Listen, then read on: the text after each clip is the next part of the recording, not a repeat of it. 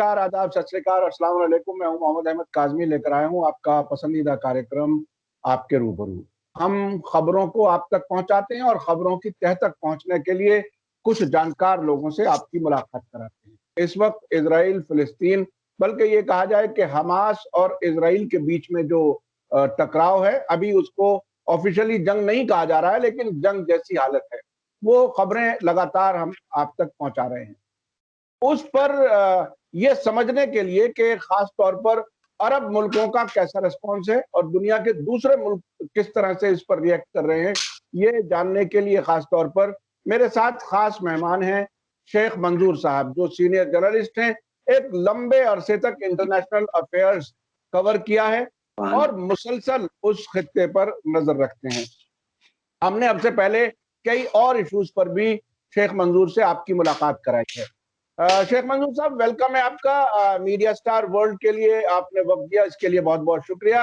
आप ये बताइए कि इस वक्त जिस तरह से जो जो ये जंग शुरू हुई, जिसमें शेख जर्रा का मसला सबसे पहले सामने आया, उसके बाद अल कुद्स में, बैतुल मुकद्दस में जिस तरह से नमाजियों पर हमला हुआ, और उसके बाद जो अरब मुल्कों का रिस्पॉन्स है, खास तौर पे उन मुल्कों का जिन्होंने अभी हाल ही में इजराइल के साथ ताल्लुकात नॉर्मल किए थे, उस सबको आप किस तरह से देख रहे हैं? क्या कुछ है जो कुछ इन मुल्कों की तरफ से कहा जा रहा है? देखिए, इजराइल जो है ये आलमी बरादरी का लाडला है। हाँ। और इस मुल्क के लिए सौ खून भी माफ है, जबकि फलस्तीनियों को सुतेलाना तो बर्ताव जैसा किया जा रहा है, जमीनें हड़प की जा रही है। लेकिन आलमी बरादरी में ताकतों में किसी ने भी आज तक उनके लिए कुछ भी नहीं किया। यहां तक कि सेटलमेंट्स बन गए, हर एक चीज हो रहा है, और लफ्जी तौर पर कहीं कहीं मजम्मत के जो आते हैं स्टेटमेंट, इसके अलावा कोई एक्शन नहीं लिया जा रहा है। अब आपने कहा अरब मुल्कों या मुस्लिम मुल्कों, जो लोग दूसरों के रहम करम पर है, जिनकी हुकूमतें दूसरों के रहम करम पर चलती है, उनसे आप क्या तवक्का कर सकते हैं? हद तो ये है कि 70 सिर्फ एक, अगर आप देखा जाए 73 में ही इस्लामिक ब्लॉक ने, खासकर अरब मुल्कों ने, एक स्ट्रांग स्टैंड लिया था अरबों के इजराइल के खिलाफ, जिसमें ऑयल को एज वेपन इस्तेमाल किया गया, और ये बहुत इफेक्टिव रहा। जिसका सबसे बड़ा फायदा ये रहा कि ऑयल की कीमतें जो उस वक्त $1 या $1.5 था, वो $12 तक, और अरब मुल्कों की जो है इक्तिसादी हालात इतने बेहतर हो गए जिसका कोई मिसाल नहीं मिलती है। लेकिन साथ ही साथ आप देखिए, ये जो सारे ममालिक हैं, ये बड़ी ताकतों के रहम करम पर चल रहे हैं। उनमें इतनी जुर्रत नहीं है कि वो उनके खिलाफ कुछ बोले, और उनके आका जो भी कहते हैं उसी को, हालांकि अगर आप देखें 2-4 महीने तक दूसरे ममालिक पर भी दबाव डाला जा रहा था कि इजराइल को तस्लीम करो। यहाँ तक कि एक खबर ये भी आई कि crown Prince of Saudi Arabia और इजराइल के प्राइम मिनिस्टर के दरमियान रेड सी के एक टूरिस्ट स्पॉट है, वहां पर मुलाकात भी हुई है, जिसकी सऊदी ने डिनायल किया है, लेकिन इजराइल की तरफ से नहीं। अब इन मजामत, ये जो सिंपली कंडेमनेशन के जो स्टेटमेंट है, इससे काम नहीं चलेगा।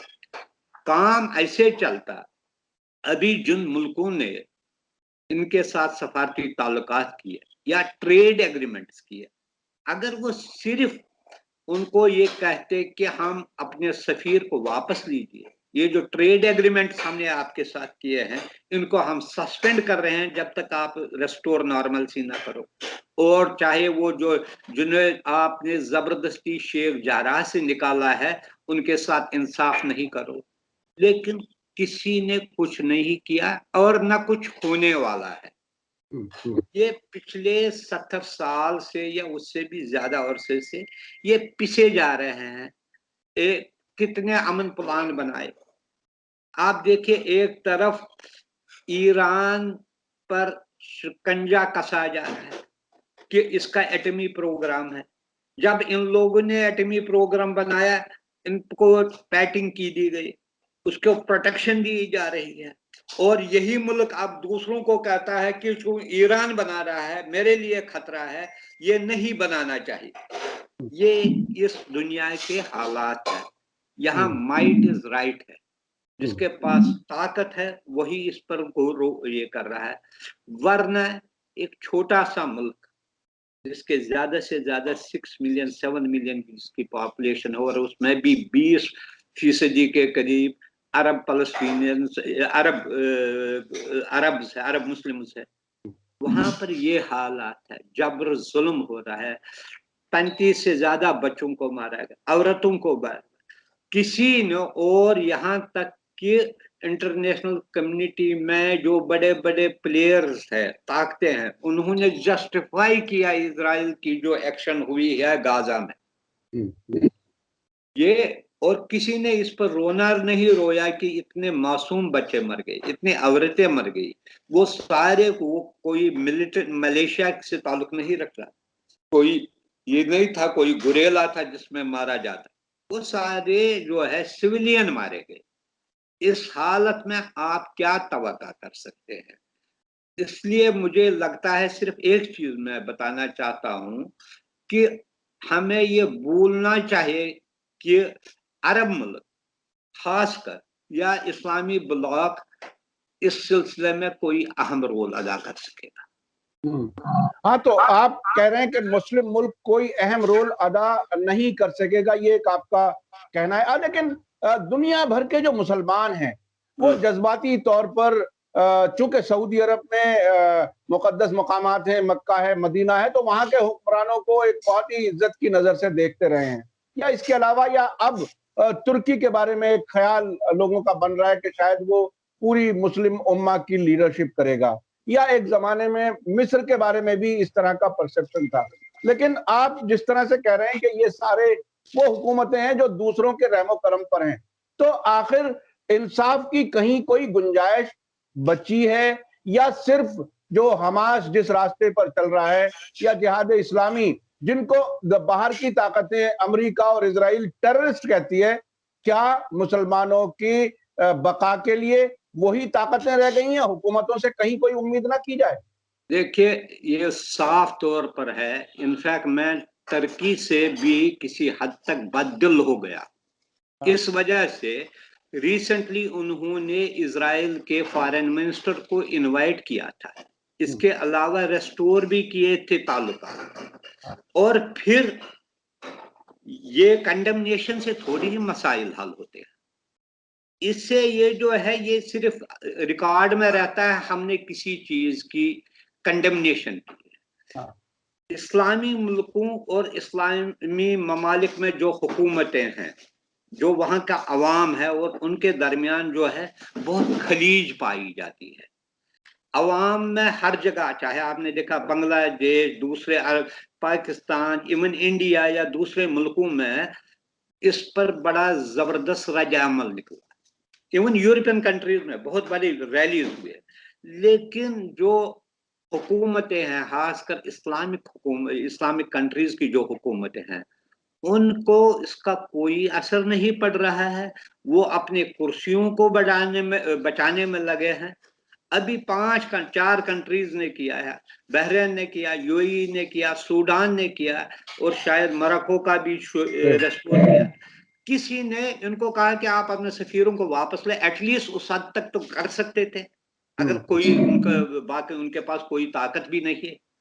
और अलमिया ये है कि कोई भी मुस्लिम मुल्क ये जुर्रत नहीं कर सकता है कि वो हमस या हिजबुल्लाह फॉर दैट मैटर, हालांकि वो लेबनान में, इसको किसी किस्म की माली या फौजी मावनत कर सके। इस वजह से कि दोनों को मगरिबी ताकतों ने एक मिलिटेंट और टेररिस्ट ग्रुप के तौर पर पेश किया है।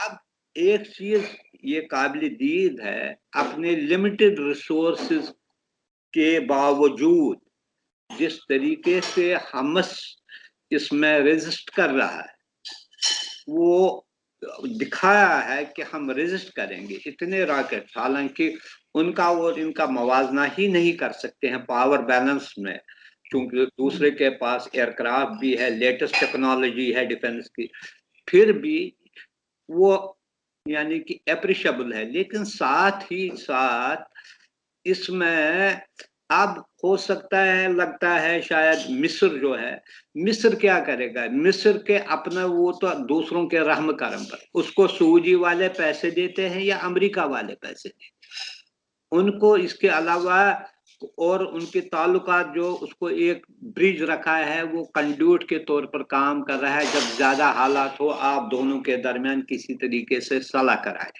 उन्होंने, हालांकि उसने कई बार पूछी। अब इसमें दो तीन चीजें हैं। आप देखिए, ये मामला उस वक्त हुआ जब नेतान्याहू की हुकूमत, उसकी हुकूमत जाने वाली थी। सदर ने उसको कहा कि आप रिक्वायर्ड पीरियड में कोलेशन को काबुल नहीं कर सके, तो दूसरे को हम चांस दे रहे हैं। इससे 2-4 दिन पहले हुआ ये, समझ ये एग्रेशन। और ये अब हालात ये हुआ, जो अपोजिशन का लीडर है वो भी अब कहता है नेतान्याहू ही अब कंटिन्यू करना चाहिए। ये एक किस्म का है, हालांकि उसके खिलाफ करप्शन के केसेस भी है, एग्रेशन। और दूसरी बात जो सबसे दुख वाली बात है, बाइडेन एडमिनिस्ट्रेशन से हम तवक्का करते थे कि वो जिस तरीके से ओबामा हुकूमत या दूसरी हुकूमतें हैं, वो किसी न किसी हद तक एक पॉजिटिव रोल अदा कर रहे थे। इन्होंने अब की बार चुप साध दी, न कोई रोल अदा किया, यहां तक कि जस्टिफाई किया इजरायली इलेक्शन। इतने हद तक ही नहीं, चूंकि जो ट्रंप के जमाने में डिप्लोमेटिक मिशन को शिफ्ट किया गया, टेल अवीव से लेकर जेरूसलम लाया गया, उस पर भी उन्होंने कोई स्टेप नहीं लिया। और हर एक, या जो पहले की हुकूमतें जो अमेरिका की, जो ज्यूश सेटलमेंट्स के बारे में बहुत सेंसिटिव थे, इन्होंने इस पर भी कोई रद्द अमल जाहिर नहीं किया। अच्छा, एक चीज सामने आई इन हमलों में, जो इजराइल ने हमले किए हैं, बहुत ही शुरू में दूसरे ही दिन गजा में उस इमारत को टारगेट किया गया जहां पर मीडिया के ऑफिसेस थे। और अभी आज ही सुबह जब हमारी आपकी बात हो रही है, एक उस इमारत को हिट किया गया है जिसमें बहुत से मीडिया के ऑफिसेस थे, उसमें अल जजीरा भी था। तो एपी और अल जजीरा, जी, एपी और अल जजीरा। तो ये आम तौर पर मीडिया के खिलाफ कोई भी हुकूमत अपनी इमेज नहीं बनने देना चाहती, लेकिन इजराइल वहां पर मीडिया को क्यों हिट कर रहा है? क्या मकसद है इस मीडिया को हिट करने? हो सकता है जो रिपोर्टिंग वहां से हो रही थी सिविलियन कैजुअलिटीज की, बच्चों के बारे में जो जख्मी हुए हैं और वहां पर जो हेल्थ कंडीशंस इससे जो पैदा हुए हैं, उस रिपोर्ट से वो थोड़ा बहुत तिलमिला गया। और इसी वजह से वो नहीं चाहता था कि वहां भी उनको जो रॉकेट हमले हो गए, वो बहुत कम हमस टारगेट, जो हम पर उनके जो हाइड आउट से उनको नहीं जितना टारगेट किया जितना इससे सिविलियन कैजुअलिटी हुई है।